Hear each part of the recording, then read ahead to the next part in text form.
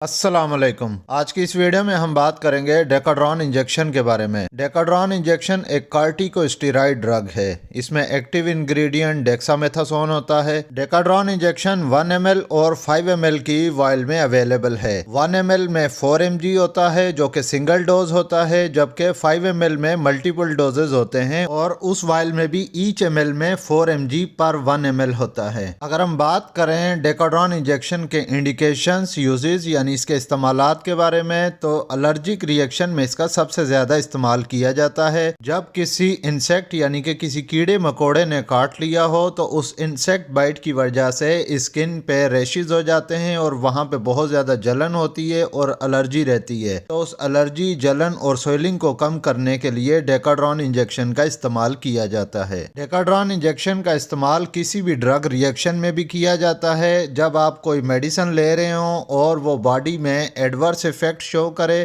اس medicine کا استعمال کرنے سے الرجی ہو جائے اور جسم پہ دانے نکل آئیں اور چھپاکی کی صورت میں ہو جائے اور بہت زیادہ جسم پہ خارش ہو، اور اکثر پیشنٹس میں میڈیسن کے ری ایکشن کی وجہ سے بی پی ڈاؤن ہو جاتا ہے، بلڈ پریشر بہت کم ہو جاتا ہے، تو اس کو بھی ٹریٹ کرنے کے لیے ڈیکاڈرون انجیکشن کا استعمال کیا جاتا ہے۔ اسکن ڈیزیزز میں کارٹیکوسٹیرائڈ ڈرگز مین رول پلے کرتی ہیں۔ کسی بھی اسکن انفیکشن میں یا کسی بھی الرجک ری ایکشن میں یا سورائسس میں، اس کے علاوہ جلد کے دوسرے مسائل میں بھی ڈیکاڈرون انجیکشن کا استعمال کیا جاتا ہے۔ اس کے علاوہ ڈیکاڈرون ڈیکسامیتھاسون انجیکشن کا امیون سسٹم ڈسارڈرز میں بھی بہت زیادہ استعمال کیا جاتا ہے۔ اگر ہم بات کریں آٹو امیون ڈیزیزز کی، تو 80 سے زائد بیماریاں آٹو امیون ڈسارڈرز میں آتی ہیں، تو ڈیکاڈرون انجیکشن ان آٹو امیون ڈیزیزز کی جو پروگریشن ہوتی ہے اس کو روکنے کے لیے، اس کو سٹاپ کرنے کے لیے اور سپریس کرنے کے لیے ڈیکاڈرون انجیکشن کا استعمال کیا جاتا ہے۔ اس کے علاوہ ڈیکاڈرون انجیکشن کا استعمال ہارمونل ڈسارڈرز میں بھی کیا جاتا ہے۔ جب ایڈرینل گلینڈ بہت زیادہ کم پروڈکشن کر رہا ہو کارٹیسول ہارمون کی، تو باڈی میں کارٹیسول جو کہ ایک اسٹیرائڈ ہے تو وہ ایڈرینل گلینڈ بناتے ہیں۔ باڈی میں 2 ایڈرینل گلینڈز ہوتے ہیں جو کہ کڈنیز کے اوپر ہوتے ہیں، اور وہ ہائپوتھیلیمس اور پیچوٹری گلینڈ کے ساتھ مل کر برین میں کام کرتے ہیں۔ کارٹیسول ہارمون باڈی میں فیٹ، پروٹین اور کاربوہائیڈریٹس کی بریک ڈاؤن کرتے ہیں، تو جب باڈی میں کارٹیسول ہارمون کی ڈیفیشنسی ہو جائے تو اس ڈیفیشنسی کو پورا کرنے کے لیے بھی ڈیکاڈرون انجیکشن کا استعمال کیا جاتا ہے۔ اس کے علاوہ ڈیکاڈرون انجیکشن کا استعمال آرتھرائٹس، جوائنٹس پین، انفلیمیشن میں اور چیسٹ انفیکشن میں، نمونیا میں، کورونا میں سب سے زیادہ اس کا استعمال کیا گیا،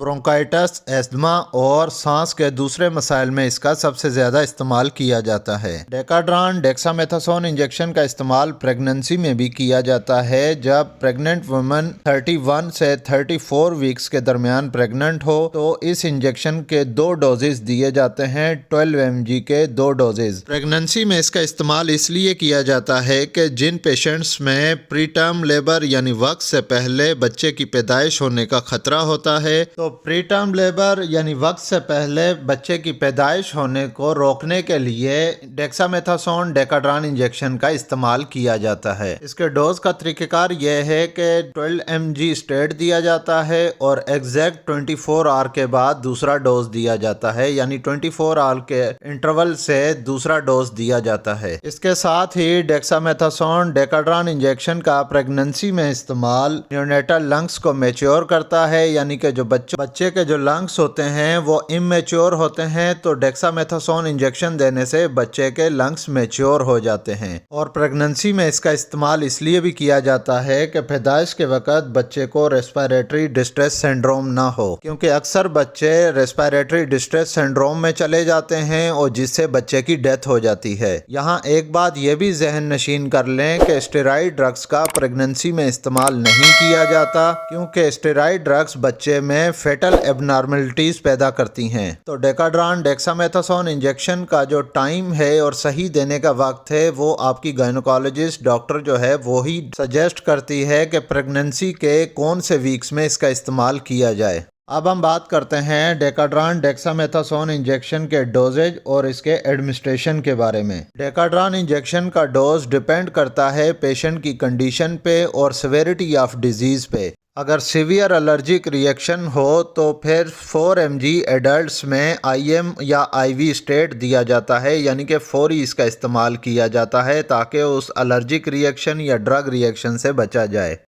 एडल्ट्स यानी कि बालिग अफराद में चेस्ट इन्फेक्शन अस्थमा को ट्रीट करने के लिए 4 to 6 mg सिंगल डोज दिया जाता है और BD यानी दिन में 2 बार या दिन में 3 बार इस्तेमाल किया जाता है। ऑटो इम्यून डिजीज डिसऑर्डर में ज़्यादातर पेशेंट को ओरल पे शिफ्ट कर दिया जाता है, यानी टेबलेट पे शिफ्ट कर दिया जाता है। और इस बात को भी जहन नशीन कर लें कि डेक्सामेथासोन इंजेक्शन का डोज ग्रेजुअली टेपर ऑफ किया जाता है, फिर इसके बाद स्टॉप किया जाता है। अगर हम बात करें अब बच्चों के बारे में तो बच्चों में 0.15 से 0.3 mg पर kg पर डोज के हिसाब से दिया जाता है और बच्चों में मैक्सिमम सिंगल डोज 6 mg पर डोज के हिसाब से दे सकते हैं। अब हम बात करते हैं डेकाड्रॉन डेक्सामेथासोन के साइड इफेक्ट्स के बारे में। जिन पेशेंट को डायबिटीज यानी शुगर के पेशेंट हों तो ऐसे पेशेंट्स में ये ब्लड शुगर लेवल को बढ़ा देता है, क्योंकि डेक्सामेथासोन इंजेक्शन इंसुलिन के एक्शन को ब्लॉक कर देता है, जिसकी वजह से बॉडी में ब्लड शुगर लेवल रेज हो जाती है यानी बढ़ जाती है। और अक्सर पेशेंट्स अगर वो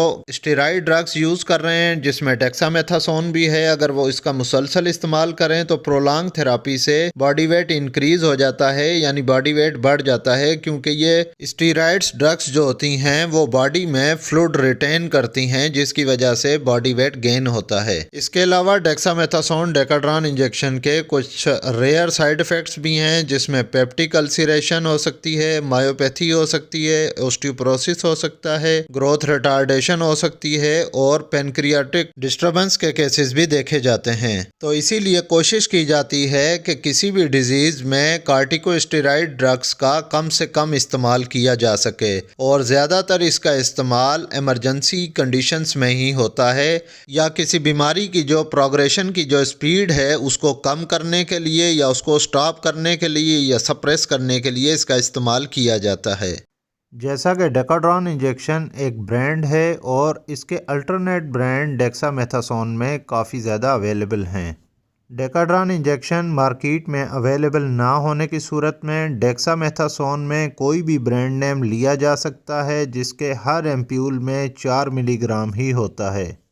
डेक्सामेथासोन इंजेक्शन के ब्रांड नेम मुख्तलिफ हो सकते हैं, लेकिन इसमें जो एक्टिव इंग्रेडिएंट होता है वो डेक्सामेथासोन ही होता है। ये वीडियो आपके लिए कितनी हेल्पफुल रही ये कमेंट करके लाजमी बताइएगा और इस वीडियो को लाइक कीजिएगा। और अगर आप इस चैनल मेडी हेल्थ इंटरप्राइजेज पे नए हैं और अगर आप पहली दफ़ा इस चैनल पे आए हैं तो इस चैनल को सब्सक्राइब कर लें और साथ ही बेल आइकन का बटन ऑन कर लें ताकि हर नए आने वाली वीडियो का नोटिफिकेशन आपको मिल सके। तो मिलते हैं किसी नेक्स्ट वीडियो में, तब तक के लिए अल्लाह हाफिज़।